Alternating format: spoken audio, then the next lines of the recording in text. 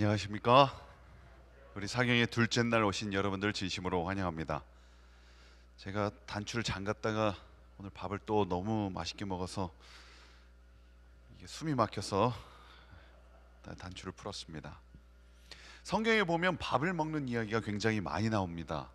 예수님이 떡을 떼시고 구약 성경에 또 이스라엘 백성들이 광야를 지날 때 만나를 먹지 않았습니까? 성경에 나타난 이 밥 먹는 이야기가 굉장히 중요하죠. 왜냐하면 밥을 먹는다라는 것은 깊은 관계로 들어갔다라는 의미를 가지고 있습니다. 언약의 관계다, 이런 의미입니다. 오늘 우리가 사경에 시작하기 전에 맛있는 맑은 국물에 그러나 깊은 맛을 가진 우리 떡과 또 옥수수를 맛있게 먹지 않았습니까? 이미 구원의 즐거움을 경험하셨을 것이라 믿습니다. 사실 하나님의 그 속성을 경험하고 천국을 경험하는 것은 생각보다 간단합니다. 서로 사랑하는 사람끼리 뭐 할 때? 밥 먹을 때. 그게 바로 천국입니다. 예수님이 오병이의 기적, 떡 함께 떼시지 않았습니까? 그것이 천국이었고요. 마지막 십자가에 달려 돌아가시기 전 떡을 떼셨습니다. 내 살을 먹으라. 오늘 하나님께서 허락하신 성도 간의 교제와 구원의 즐거움이 우리와 함께하기를 간절히 바랍니다. 프랑스의 철학자 볼테르라는 사람은요, 낙관주의라는 책을 썼습니다. 그 책에는 이렇게 기록하고 있습니다. 행복은 현실에 대한 무지와 왜곡으로부터 온다. 현실을 잘 몰라서 행복하다고 착각한다라는 것이죠. 그럼 누가 가장 행복할까요? 아이들이 행복하죠. 아직 현실을 잘 몰라요. 근데 세상 사는 게 고되고 쓰고 고통스럽다는 것을 알아가는 어른들은 표정이 어떻습니까? 우리 성도님들은 다 우리 주님 안에서 행복한 표정을 지으시는데 제가 미국에 와서 생긴 게 여기 미간에 주름입니다. 거울을 보는데 이것을 없애려고 막 문질러도 없어지지 않아요. 어느 순간 저도 모르게 이 수많은 책들과 노트북 앞에서 이걸 쓰다 보니까 미간에 주름이 생긴 것 같습니다. 그렇게 행복하지 않은 것 같아요, 공부한다는 것은. 그래서 또 반면에 법정스님은 이렇게 이야기를 하셨습니다. 즐거움을 목표로 삼으면 안 된다. 왜냐하면 즐거움만큼 인생은 또 뭐가 있어요? 이 괴로움이 있기 때문에 그것을 목표로 살면 반드시 고통이 찾아온다. 그래서 그 집착을 내려놔라. 괴로움이 없는 삶을 살려면 즐거움에 대한 집착을 내려놓아야 한다. 그래서 들뜨는 즐거움에서 막 신나게 너무 팡팡 뛰지 마라. 조용히 미소 짓는 것을 연습하라. 이렇게 조언을 하십니다. 그래서 법륜스님 표정이 굉장히 즐거워 보이시죠? 성경은 뭐라고 이 즐거움과 행복에서 말씀할까요? 오늘 우리가 나누어야 될 성경절인데요, 주의 구원의 즐거움을 내게 회복시켜 주시고. 원래는 즐거웠던 사람인데, 하나님과 굉장히 동행했던 사람인데 어떤 문제로 인해서 구원의 즐거움을 잃어버렸다는 것이죠. 누구의 이야기입니까? 시편 51편은 우리가 잘 아는 다윗의 이야기입니다. 다윗이 밧세바를 범하고 우리아를 전쟁터로 몰아넣고 그 죄를 덮고 아닌 척, 괜찮은 척, 하나님 안에서 의로운 척 할 때에 나단 선지자가 와서 그 죄를 낱낱이 드러내죠. 그때 자신의 죄를 다시 바라보고 진심으로 회개하면서 썼던 시가 바로 시편 51편입니다. 주의 구원의 즐거움을 내게 회복시켜 주시고. 그 즐거움은 어떤 즐거움일까요? 에스더서에서는 유다인들에게는 영광과 즐거움과 기쁨과 존귀함이 있는지라 이렇게 기록하고 있습니다. 이 구절은 유다 백성이 하만의 음모로부터 구원을 받고 왕이 선포를 하죠. 그래서 생존과 승리를 보장받은 상황을 묘사합니다. 그 즐거움은 어떤 즐거움이었을까요? 말씀을 전하는데 자꾸 떡국이 안에서 이렇게 움직이는 막 느낌이 드네요. 이렇게 나 오늘 좋았어 하면서 위가 즐거워하면서 요동을 칩니다.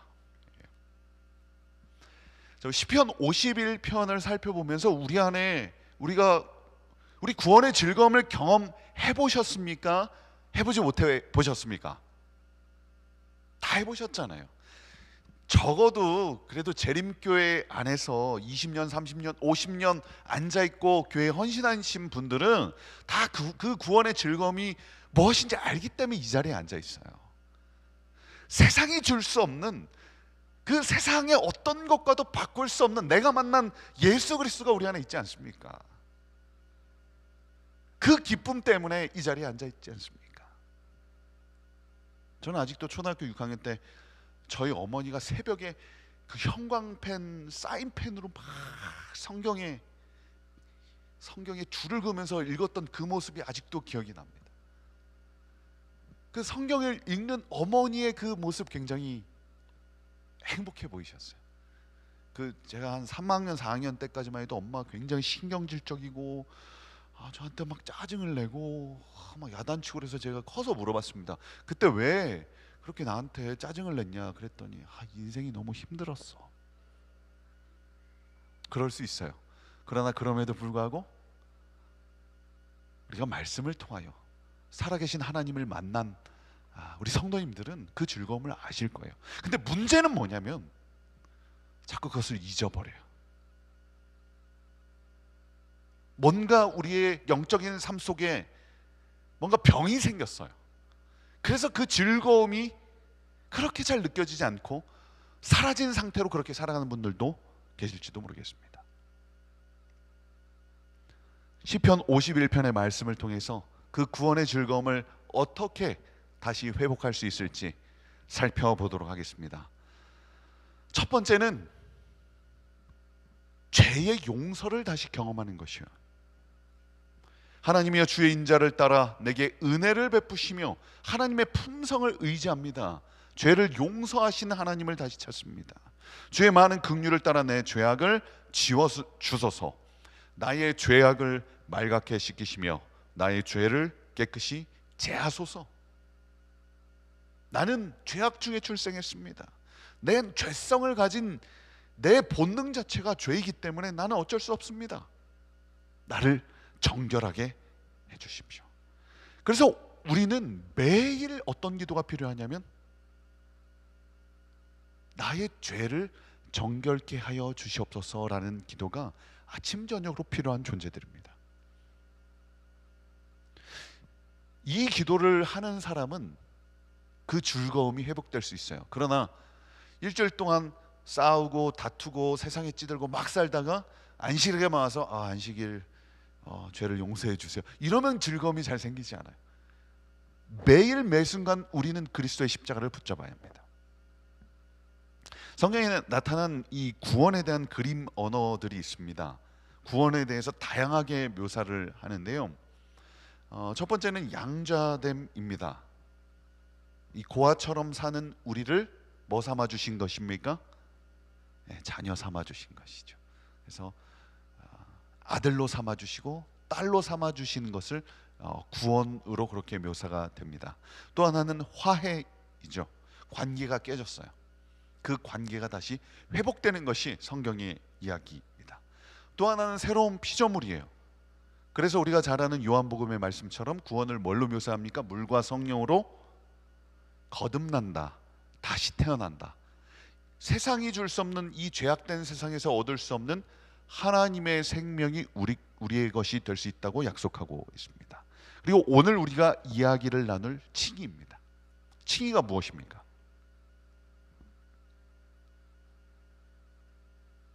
의롭다고 칭해 주는 것이죠. 의롭다고 여겨주는 것입니다. 그래서 칭의는 법적 용어입니다. 법적으로 우리는 죄인인데 우리의 죄를 뭐 해주시는 거예요? 사면해 주시는 것이에요. 심판관이 의롭다고 선언하는 것이에요. 이것은 용서를 포함하고 있고요, 하나님과의 바른 관계 속으로 들어갑니다. 그래서 신학적인 표현으로 forensic justification이라고 그렇게 표현합니다. 법정적 칭의라고 이렇게 표현을 하죠. 그래서 의롭다고 여겨주는 것이에요. 가려뽑은 기별에도 이렇게 기록하고 있습니다. 우리는 우리 자신 안에서는 죄인이지만 그리스도 안에서는 뭐다? 의인이다. 그리스도의 의를 옷 입히심으로 우리를 의롭게 하신 하나님께서는 우리를 의롭다고 뭐 하시고? 선언하시고 의인처럼 취급하신다. 의인처럼 취급하신다. 우리가 실제로 의로워서가 아니라, 우리의 본성 자체가 의로워서가 아니라 우리를 의롭다고 여겨주시는 의, 이것을 전가된 의, 덮어주시는 의라고 그렇게 표현을 합니다. 에스겔 36장도 이렇게 기록하고 있습니다. 맑은 물을 너희에게 뿌려서 너희로 정결하게 하되. 에스겔은 언제 쓰여졌냐면 에스겔이 포로로 잡혀간 선지자이지 않았습니까?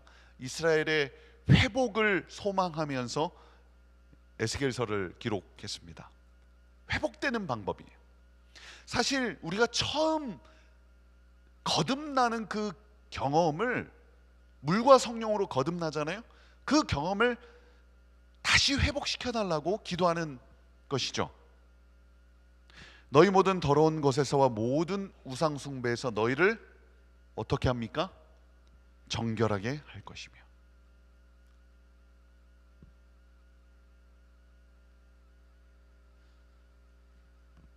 저는 첫째 아들이 태어나지 않았으면 설교를 어떻게 할지, 첫째 아들이 많은 설교에 예화를 줘서 너무 감사합니다.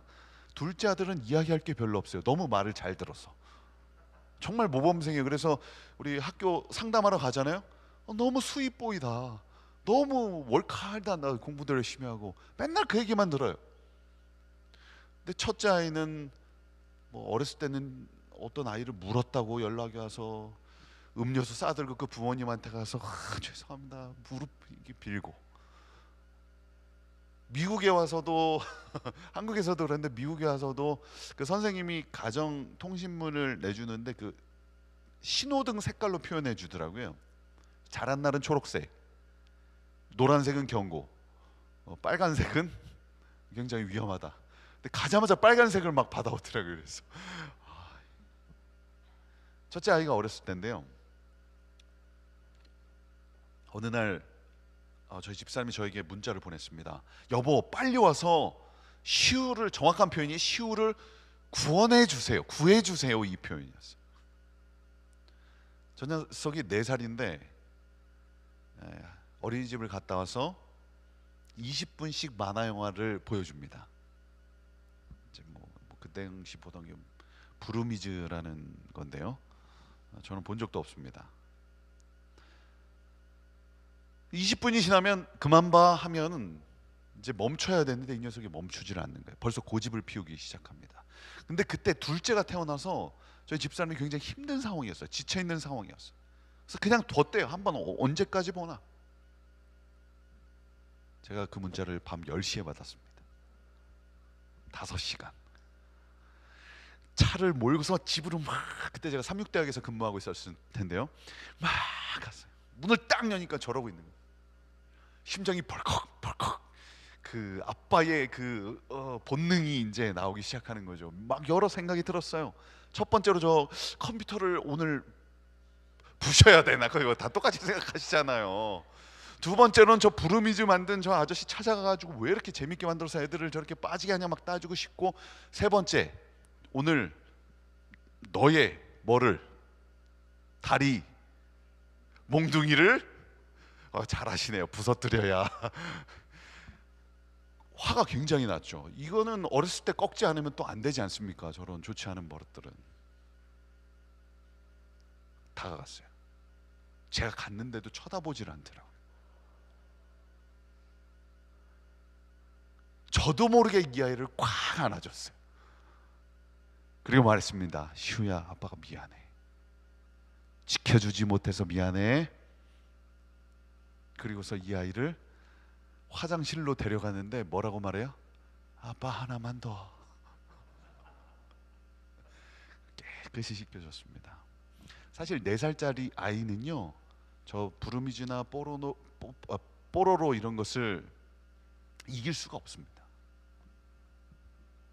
사실 우리도 예수님이 없으면 이 죄의 문제를 해결할 수가 없습니다. 인간의 의지와 노력과 결심으로 우리 안에 스며든 그 상처와 고통과 이 죄의 결과로 온 그런 문제들을 해결할 수 없는 그 지점이 분명히 있다라는 것이죠. 누가 해결해 주셔야 합니까? 창조주 하나님이신 예수 그리스도께서, 죽은 나사로를 살린 그분께서 우리의 문제를, 우리 아픔의 문제를, 우리 죄의 죽음의 문제를 해결해 주셔야만 합니다. 그래서 이 녀석이 오줌 범벅이 돼가지고 오줌을 쌌는데, 화장실에 가면은 엄마가 끌까봐 오줌을 쌌어요. 1시간 2시간 지나니까 어떻게 됩니까? 가려워. 그래서 온몸이 벌겋게 되어 있었습니다. 이 모습을 보면서 저의 모습을 보게 되었어요. 이 죄는요, 우리 스스로의 힘으로 해결할 수 없는 것이죠. 그러나 우리에게 희망이 있다면, 우리 예수 그리스도께서 보여주신 그 십자가의 사랑을 우리가 받아들이고 반응할 때, 오늘 우리를 뭐라고 여겨주셔요? 의롭다고, 우리의 죄를 정결케 하시고 깨끗게 하시고, 너희 죄가 주홍같이 붉을지라도 눈과 같이 희게 하실 우리 그리스도의 사랑에 다시 한번 감사하게 되길 간절히 소망합니다. 그 은혜를 경험했기 때문에 우리는 이 즐거움이 뭔지 알아요. 이미 이걸 다시 매일 회복하자는 것입니다. 그래서 그리스도의 십자가는요, 우리의 원죄의 문제부터 우리의 사소한 죄의 모든 것까지 우리는 매일, 그 이스라엘 백성들이 매일 번제단에 제사를 드리지 않았습니까? 마찬가지로 우리 역시 매일 그리스도 앞에 무릎을 꿇어야 하는 것이죠. 매일이요. 나아가 매 순간이요. 매 순간 우린 예수 그리스도의 이름을 부를 필요가 있습니다. 두 번째는, 하나님이여 내 속에 정한 마음을 창조하시고. 정하다라는 말은 무슨 말일까요? 깨끗한 마음이죠. 제 이름이 박정규인데요, 그 가운데 정이 맑다, 깨끗하다, 그런 의미를, 사실 저는 별로 깨끗하지 않은데 이름을 그렇게 지어주셨습니다. 깨끗한 마음을 뭐 하시고? 창조하시고. 저는 이 표현이 너무 좋더라고요. 원래는 다윗의 마음속에 그 골리앗과 싸울 때는 그 정한 마음이 있었어요. 그러나 죄를 짓고 나서 그 마음이 사라졌을 때, 그것은 나의 노력으로 되는 것이 아니라 하나님이 그 마음을 뭐 하셔야만, 창조하셔야만 생길 수 있는 마음이란 것을 다윗은 알았던 것이죠. 내 속에 정한 마음을 창조하시고 내 안에 정직한 뭐요? 영을 새롭게 하소서. 나를 주 앞에서 쫓아내지 마시며 주의 성령을 내게서 거두지 마소서. 성령께서 우리 마음에 오실 때 우리의 마음이 정한 마음이 되고 그 안에 구원의 즐거움이 있습니다. 에스겔서 동일하게 말씀합니다. 또 새 마음을 너희에게 주고. 항상 그 성화, 우리의 변화됨은 뭘로 표현되냐면 마음으로 표현이 됩니다.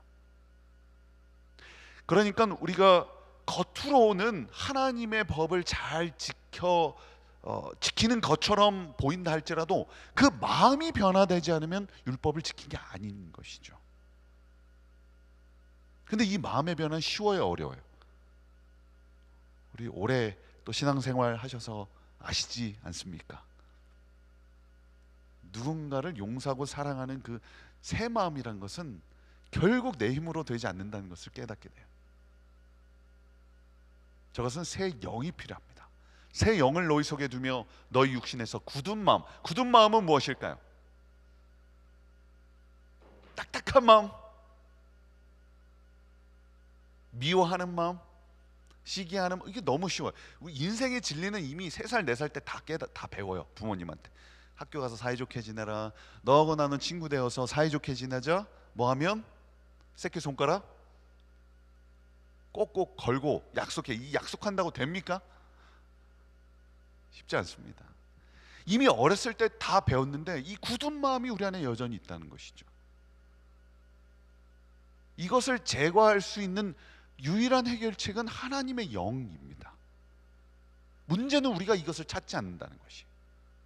머리로는 알아요. 우리가 남을 용서하고 착하게 살아야 된다, 우리 그리스도 안에서 한 형제 되기 때문에 용서해야 된다, 알지만 그냥 그 죄를 그냥 미워하는 마음 그냥 두거든요. 그래서 우리는 날마다 십자가와 하나님의 영을 간구하는, 간절히 찾는 그 심령이 우리에게 필요한 것입니다. 다윗은 세상 그 누구보다 가장 극악한 범죄를 저질렀지만 그 마음 속에 하나님의 영을 찾는 간절한 심령이 있었습니다. 그때 어떤 마음이 생깁니까? 부드러운 마음을 줄 것이며. 누구의 마음입니까? 나는 마음이 온유하고 겸손하니, 예수님의 마음이 우리 안에 창조될 것을 믿습니다. 사실 우리가 믿음이라고 얘기할 때 성경이 기록이 되어 있지 않습니까? 부드러운 마음이 우리에게 창조될 것이라고 약속을 해주셨는데 우리는 뭘 더 믿냐면 나의 죄성을 더 믿어요. 나는 안 돼, 내가 시도해봤는데 안 돼. 그래서 실패감에 사로잡혀서 살기 때문에 구원의 즐거움이 우리에게 없는 것이죠. 구원의 확신이 우리에게 없는 것이죠. 구원의 확신, 구원의 즐거움은 어느 때에 생겨납니까? 실제로 내 삶이 변하고 하나님의 영이 내 안에 있다는 것을 알지 않습니까? 재림교회도 성령 하나님에 대한 이해가 초창기에는 굉장히 부족했습니다. 그래서 초창기에는 하나님을 어떤 힘, 능력, 어떤 이런 것으로 이해했어요. 1890년 이전에는 글들을 보면은 성령 하나님께서 우리의 마음을 변화시켜 주신다라는 이야기들이 거의 나타나지 않습니다.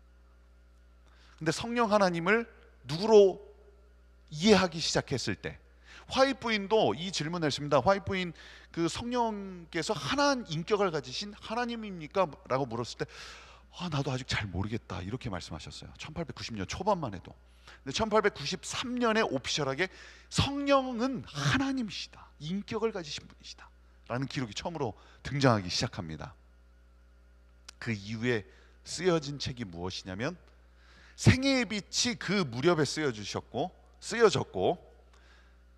그 다음에 우리가 많이 읽는 시대의 소망에 보면 성령 하나님에 대해서 굉장히 많이 나오죠. 즉 성령 하나님을 어떤 힘이나 능력이 아니라 인격으로 깨닫고 이해될 때, 그리고 그 하나님을 실제로 경험할 때에 진정한 성화가 나타나는 것이죠. 그래서 1900년대 10년까지 이 문제가 제대로 해결되지 않았습니다. 1915년 20년 넘어가면 이제 그 교단에서 오피셜하게 성령은 인격을 가진 하나님이다라는 선언을 하게 됩니다. 그래서 오늘 우리는 성령 하나님에 대한 막연한 지식이 아니라 실제로 우리의 삶을 변화시키는, 우리의 삶에 함께 하시고 우리와 동행하시는 하나님임을 다시 한번 기억하게 되길 간절히 소망합니다. 그래서 우리는 날마다 어떤 기도가 필요합니까? 십자가 앞에 늘 갈 수밖에 없어요. 십자가 앞에 무릎을 꿇고 우리의 죄를 깨닫게 하시는 성령을 간구하고, 그 상태로 용서함을 경험하고 끝나는 것이 아니라 실제로 우리의 마음의 죄와 행동의 죄를 변화시켜 달라고 기도할 필요가 있습니다. 이것이 어디까지 해야 되냐, 그 문제는 우리가 내일 다루도록 하겠습니다. 우리 화이트부인의 글에 성화란 무엇인가? 그것은 자아를 온전히, 그리고 영과 혼과 몸을 남김없이 하나님께 드리는 것이다. 그리하여 흠이나 점이 없이 순결하고 이기심 없는 거룩한 무슨 마음? 하늘의 마음, 하나님의 마음을 이해하는 거예요. 하나님의 마음, 내 마음이 아니라요. 우리가 성화되는 그리스도의 형상으로 변화되는 것은 진리를 통해 성령의 능력으로 말미암아서이다.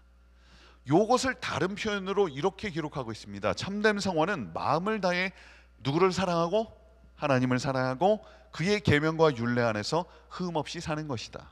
굉장히 부담되는 말씀인데 저는 있는 그대로 말씀을 전하길 원합니다. 성화는 감정이 아니라 모든 정욕과 욕망을 하나님의 성령의 통제 아래 있게 하는 하늘의 원칙이며 이 일은 우리 주님이신 구주를 통하여 이루어진다. 즉 성화는 뭐냐면 하나님의 계명, 율법을 지키는 겁니다. 에스겔서 36장 26절 27절에도 말씀하죠. 또 내 영을 너희 속에 두어 너희로 내 율례를 행하게 하리니 내가 내 규례를 지켜 행할지라. 하나님의 영이 오시면 하나님의 계명을 우리가 지킬 수 있다라고 성경은 분명하게 약속을 하죠. 로마서에도 동일하게 이야기를 합니다. 율법이 육신으로 말미암아 연약하여 할 수 없는, 우리의 힘으로는 율법을 지킬 수 있어요, 없어요? 없습니다. 그러나 누구는 하세요. 하나님은 하시나니 곧 죄를 인하여 자기 아들을 죄 있는 육신의 모양으로 보내어 육신의 죄를 정하사, 뭐 어려운데, 육신을 좇지 않고 그 영을 쫓아 행하는 우리에게 뭐의 요구를? 율법의 요구를 이루어지게 하려 하심이니. 그 로마서 전반부에는 우리가 율법을 지킬 수 없다라고 계속 얘기하다가 로마서 8장에는 하나님의 영을 쫓아 행할 때 그 율법의 요구가 우리 안에 이루어진다라고 그렇게 로마서는 기록하고 있습니다.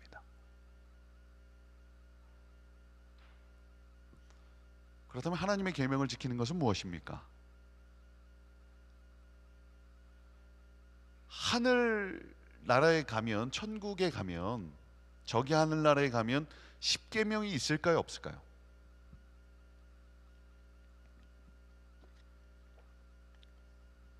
내 이웃의 물건을 탐내지 마라, 의미가 있을까요, 없을까요?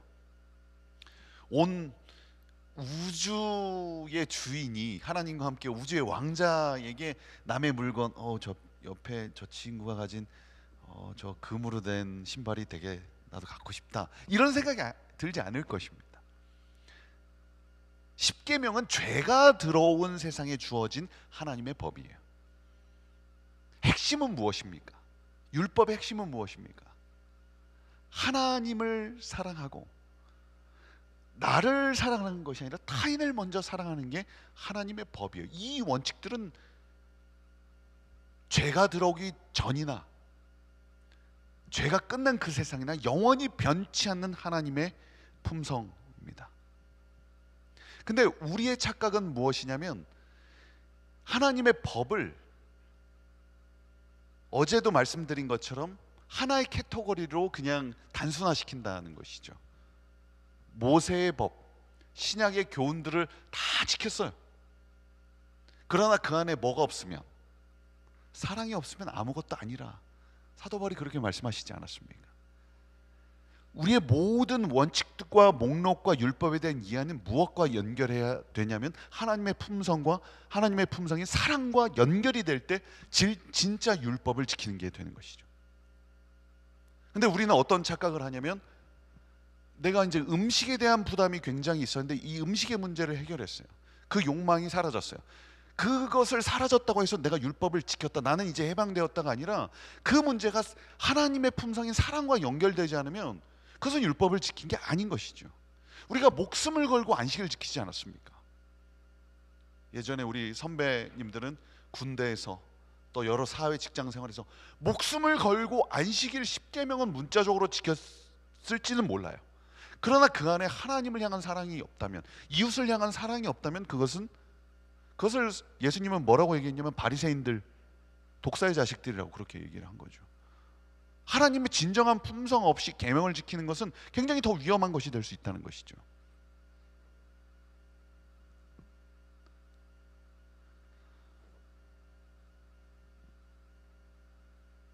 우리가 잘 아는 윤동주 시인의 서시입니다. 죽는 날까지 하늘을 우러러 한 점 부끄러움이 없기를. 이 화이트 부인의 글과 되게 비슷하지 않아요? 아마 윤동주 씨는 화이트부인의 글을 한 번도 읽지 않았는데 저는 이 글을 읽으면서 뭔가 되게 비슷한 느낌이다라는 생각을 하게 되었습니다. 저거는 본인이 의로운 삶을 살아서 나는 부끄러움이 없고 나는 완전합니다라고 얘기하는 게 아니죠. 하늘과 연결되었다는 의미죠. 저는 이 시를 언제 좀 이렇게 조금 깨달았냐면, 제가 신학과 3학년 때 어느 날 화장실에 이렇게 앉아 있었습니다. 근데 기숙사 화장실에 이 창문이 조그맣게 나는데 하늘이 이렇게 보이더라고요. 근데 하늘을 이렇게 쳐다보는데 너무 감사하고 행복하고, 물론 이제 뭐 변을 잘 봐서 그런 거일 수도 있는데, 하나님 앞에 그냥 이런 나의 그 더러운 모습도 하나님 앞에 그대로 선다면 그냥 그 자체가 너무 부끄러움 없는 거예요. 하나님 앞에서는 오늘 나의 죄, 나의 고통, 나의 상처, 나의 아픔을 누가 아세요? 하나님께서 다 아시잖아요. 우리는 숨깁니다. 하나님과 분리된 상태는 뭐냐면 자꾸 이것을, 죄를 숨기고 떠나보내요, 하나님을. 그러나 하늘을 우러러 한 점 부끄러움 없는 사람은 있는 모습 그대로 끊임없이 하나님 앞에 나아가는 거죠. 이게 바로 믿음입니다. 윤동주는 그걸 경험했던 것 같아요. 그 경험 속에서 잎새에 이는 바람에도, 아마 여기서 바람은 이것을 이제 그 일제 강점 그런 것들로 표현하기도 하고 이 죄의 문제인 것 같아요. 바람에도 나는 괴로워했다. 작은 바람에도 죄에 대한 민감함이죠. 그래서 우리 팔복에 보면 어떤 이야기가 나옵니까? 심령이 가난한 자, 애통하는 자. 뭐냐면 죄에 대한 민감함입니다. 그것에도 내 안에 의가 없고 내 안에 생명이 없다는 것에 굉장히 그 민감한 그 상태지만, 하늘을 바라볼 때 나를 의롭다 칭해 주시는 그분의 은혜에 감사하는 고백이죠. 별을 노래하는 마음으로, 하나님을 노래하는 마음으로 마음이 나왔죠. 그죠? 우리가 여태까지 읽은 성경절과 새 마음을 주신다고 했잖아요. 그 마음으로 모든 죽어가는 것을 뭐 해야지? 사랑해야지. 이게 뭐냐면 율법입니다. 이거는 제 해석이 아니라 일반적인 기독교 문학가들이 해석하는 해석입니다. 모든 죽어가는 것을 사랑하는 것 자체가 하나님의 품성입니다. 우리 안엔 그것이 없어요. 그러나 우리가 그 하늘을 바라볼 때 하나님께서는 그것을 우리에게 허락하시고, 우리 역시도 하나님의 형상이 회복되면서 모든 죽어가는 것을 사랑할 수 있는 그리스도의 품성이 우리 안에 회복된다는 약속인 것이죠. 그리고 나한테 주어진 길을 가야겠다. 그 길을 가는 거죠. 오늘 밤에도 별이 바람에 스치운다 라는 윤동주 시인의 고백입니다.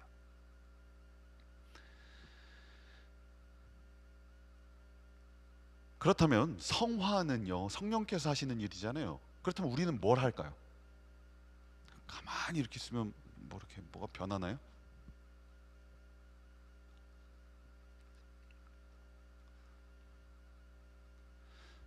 성화에 있어서 인간의 노력은 어떤 역할을 할까? 이게 이제 굉장히 큰 이슈가 되는 문제입니다.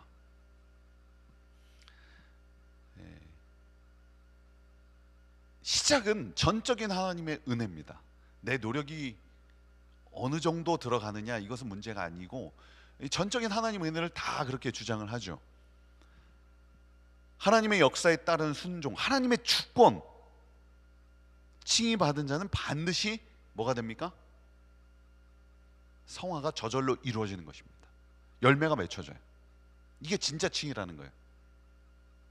또 하나의 다른 주장은 똑같이 전적인 하나님의 은혜를 우리가 경험합니다. 그러나 인간의 협력이 필요하다. 근데 여기서 인간의 협력은 우리를 구원하게 하는 그런 협력이 아니라 그 은혜에 반응하는 협력이죠. 그래서 인간의 자유의지를 강조하고 지속적인 노력과 결단이 필요하다라고 이렇게 가르치는 것이죠. 우리는 위의 입장입니까? 밑의 입장입니까? 저 밑의 입장은 아마 제 기억으로는 우리 김대성 목사님 같은 분들이 굉장히 강조를 하세요. 그리고 보통 위에 있는 주장을 보통 이제 목사님들이 많이 강조를 하시고요. 그 위에는 누구의 주장이냐면 바로 칼뱅이나 개혁주의의 주장입니다. 그래서 단독 사형론이라고 그렇게 표현을 하죠. 그래서 개혁주의는 어디까지 나가냐면 하나님의 주권을 강조하기 때문에 결국 예정론까지 강조를 합니다. 그러나 우리는 예정론을 믿진 않지만 저 영향을 재림교회는 굉장히 많이 받았습니다. 1960년부터 시작해서 그 앤드루스의 신학교 교수님들이 저 영향을 굉장히 많이 받았어요. 그러나 동시에 또 우리는 어떤 기별을 가지고 있냐면 신과 인간이 협력하는 것이죠. 이것은 웨슬리나 알미니우스주의라고 그렇게 표현을 합니다. 우리는 뭐 위쪽이 맞는 것 같아요, 밑에가 맞는 것 같아요. 위에가 좀 더 맞는 것 같은데 밑에도 맞는 것 같고. 재림교회 안에도 이 두 분을 대표하는 학자들이 있습니다. 우리가 어제 앤드리어슨과 헤펜스톨 말씀드렸잖아요. 오늘 또 다른 학자들인데요. 데스몬드 포드, 한스 라론델, 이 두 분은 그래도 우리가 재림교인이니까요 좀 기억해 두시면 좋을 것 같아요. 앞으로 우리가 또 어떤 말씀을 들을 때 뭐 이분들의 이야기가 나올 수 있으니까요. 데스몬드 포드와 한스 라론델입니다. 데스몬드 포드 교수님은 어떤 주장을 했냐면 구원은 전적인 칭의다. 그래서 믿음으로 말미암는 의라고 얘기했을 때 이것은 칭의이고 성화는 제외가 됩니다. 왜냐하면 성화에는 항상 인간의 노력과 인간의 의지, 반응이 들어가기 때문에 여기에는 죄가 포함된다는 거예요. 그래서 완벽한 의는 그리스도께서 주시는 것만 의다. 그래서 칭의만을 구원으로 그렇게 표현을 합니다. 그렇다고 해서 성화가 중요하지 않다라고 주장하는 것은 아니죠. 성화는 반드시 칭의의 열매로 나타난다. 그래서 성화를 강조하고 또 자유의지를 또 인정을 합니다. 그러나 협력에 대한 강조를 안 하세요. 인간의 의지를 하나님께 바쳐야 된다. 죄와의 싸움에서 승리하라, 이런 설교 들어보셨습니까? 죄와의 싸움에서 승리하라. 이게 1930년, 40년, 50년 때 굉장히 유행했던 설교입니다. 근데 이런 부분에 대해서 요분은 굉장히 반대를 하시죠. 그래서 단독 사형론과 일치하지 않지만 그런 성향을 가지고 있는 가르침이고요. 두 번째로 한스 라론델 박사는 구원은 칭의와 성화의 조화다. 그래서 믿음으로 말미암는 의는 칭의와 성화 두 개를 다 포함하고 있다. 성화는 칭의의 열매지만 인간의 협력을 강조합니다. 그래서 인간의 의지와 참여를 강조하죠. 그래서 우리 재림교회 안에 신인 협력론이라고 이야기할 수 있습니다. 제가 그 논문 프로포절 리뷰라고 그러죠. 이제 내가 논문을 이렇게 쓰겠습니다라고 했을 때 교수 10명, 7명이 들어와서 이것을 다시 심사를 합니다. 근데 그 안에 한 교수님은 데스몬드 포드 쪽이었고요. 다른 한 분은 한스 라론델을 지지하는 교수님들이 있었어요. 앤드루스 안에도 아직 이 문제가 정확하게 해결되지 않은 시점에 우리는 살고 있는 거죠. 그래서 우리가 구원론이 헷갈리는 이유가 어떻게 보면 당연한 것일 수도 있습니다. 교수님들 사이에서도 완전히 정리가 되지 않은 문제. 그렇기 때문에 저는 논문을 쓸 수 있고요. 다행히도. 근데 그때 그 교수님께서 저한테 질문을 하더라고요. 너는 믿음으로 말하는 righteousness by faith가 뭐라고 생각하냐? 딱 저한테 질문을 하시더라고요. 제가 뭐라고, 그분은 데스몬드 포드를 지지하시는 분이었어요. 근데 제가 그때 justification and sanctification입니다라고 답하면 이제 논문이 통과가 안 될 수도 있기 때문에 어떡하지? 하다가 아주 지혜롭게 제 스스로 하나님께서 도와주셔서 데스몬드 포드는 칭의이고 한스 라론델은 칭의와 성화입니다. 이렇게 제 생각을 얘기하지 않고 그렇게 답을 했던 기억이 있습니다. 쉬운 문제는 아니에요. 화이트보이는 어떻게 기록하셨을까요? 우리의 구원이 전적으로 예수님께 의존되어 있는 반면에 아직도 우리가 구원받기 위해서는 해야 할 일이 있다. 화이트보이는 사실 신학적으로 분석하면 복음적 신인 협력론, 그것에 더 가깝다고 그렇게 이해할 수 있습니다.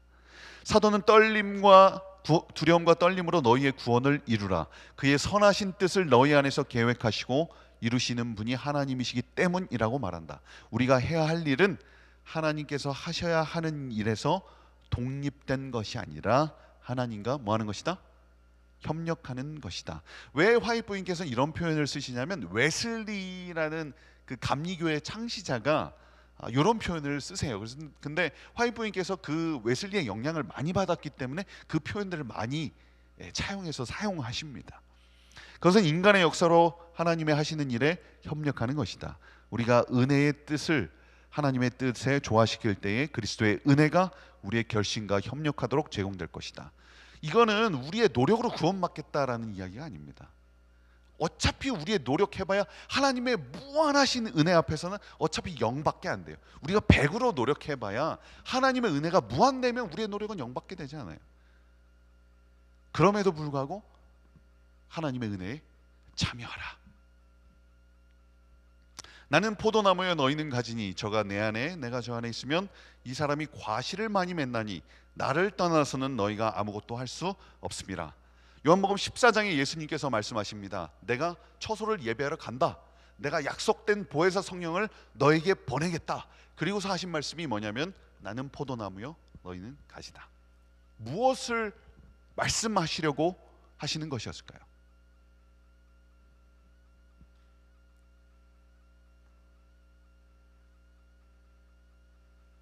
세퀘이아 국립공원에 있는 삼나무입니다. 가보셨나요? 네, 저도 올 여름에 저 나무를 보기 위해서 비행기표를 끊었습니다. 미국 6년 만에 이제 저 서부에 있는 저쪽을 좀 가보려고 계획을 하고 있어요.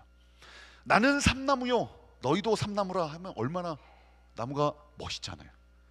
예수님을 저렇게 큰 나무로 표현했으면 얼마나 좋았을까요? 근데 예수님은 자기 자신을 뭐라고 표현하세요? 포도나무요. 포도나무는 이렇게 초라합니다. 볼품이 없어요. 멋지지도 않고 꽃이 아름답지도 않습니다. 관상용으로 저거 집에다 갖다 놓을 수 있습니까? 혼자 서요 못 서요? 잘 서지도 않고. 집을 지을 때 목재로도 사용하지 못합니다. 그렇다면 포도나무가 존재하는 목적은 무엇입니까? 열매입니다. 예수님께서 나는 포도나무여 너희는 가지니 할 때 예수님께서 그 가지에게 하시는 말씀이 뭐냐면 열매 맺는 삶에 대해서 이야기를 하시는 거죠. 그런 열매 맺는 제자가 되기를 원하시는 것입니다. 구약 성경에는 포도나무가 많이 나옵니다. 이스라엘의 흥망성쇠, 비옥한 땅의 증거가 바로 포도입니다. 포도 열매가 많이 난다라는 것은 굉장히 비옥하고 그 나라가 잘 되고 있다, 하나님의 법에 순종하고 있다라는 의미를 가지고 있어요. 포도원이 약탈됐다, 벽이 무너졌다, 이건 뭐냐면 하나님과의 언약 관계가 깨어진 거예요. 이스라엘 백성들이 불순종할 때 이런 일들, 외부의 침입, 바벨론이 침입하잖아요. 하나님과의 관계가 멀어진 것이죠. 열매가 없다라는 것은 이스라엘이 망했다라는 것이고요, 열매가 풍성하다라는 것은 하나님 나라가 완성된다는 종말적 의미를 가지고 있습니다. 그래서 유대교의 포도나무는 바로 메시아를 상징한다 합니다. 그래서 예수님께서 나는 포도나무요 라고 할 때는 어떤 의미입니까? 메시아고 하나님 나라가 열매로 완성된다라는 그런 의미를 가지고 있는 것이죠. 우리 구원의 즐거움, 구원의 기쁨은 열매가 있을 때 참 기쁨이 우리에게 있다는 것입니다. 예수님은 계속해서 말씀하십니다. 내가 아버지의 계명을 지켜 그의 사랑 안에 거하는 것 같이 너희도 내 계명을 지키면 내 사랑 안에 거하리라. 내가 이것을 너에게 이름은, 다 같이 읽을까요? 내 기쁨이, 시작. 기쁨이 너희 안에 있어 너의 기쁨을 충만하게 하려 함이니라. 분명하게 말씀하셨죠. 우리 구원의 즐거움은 우리의 죄의 용서, 우리를 의롭다 칭해 주시는 그 은혜의 구원의 즐거움이 있습니다. 그러나 거기서 멈추는 것이 아니라 하나님의 영은 우리에게 새 마음을 허락하시고 서로 사랑할 수 있는, 서로 떡국을 함께 먹을 수 있는, 서로 밥을 나누며 서로 웃을 수 있는 그 관계 속에 가장 큰 기쁨이 있다라고 성경은 약속합니다. 이게 바로 하나님 나라입니다. 제자들이요, 십자가 전까지 가장 못하던 게 저거였습니다. 예수님 따라다녀요.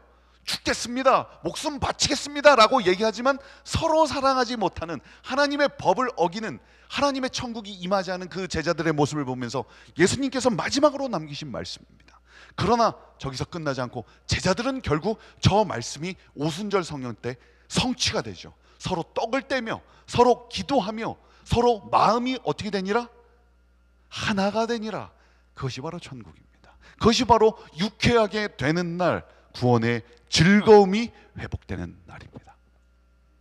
오늘 그 구원의 즐거움, 세상이 주는 즐거움도 있지만 그것과는 비교할 수 없는, 하나님만 주실 수 있는 즐거움의 근원, 행복의 참 진리가 우리 안에 있게 되길 간절히 소망합니다. 오늘 목사님과 함께 대충에 방문을 했습니다. 저렇게 검은 동상, 저분들은 뭘 하고 계실까요? 우리 가보신 분들은 알고 계실 것입니다. 저 사람들의 표정은 어떠냐면 자세히 보면 즐거워하고 있어요. 뭘 보고 즐거워하고 있을까요? 저 사람들이 쳐다보는 그 맞은편에 요 동상이 있습니다. 벽에다 저걸 붙여놨어요. 누가 오십니까? 예, 제목이 뭐냐면 왕이 오십니다. 왕이 오십니다. 주님이 오시는 그날 얼마나 기쁠까요?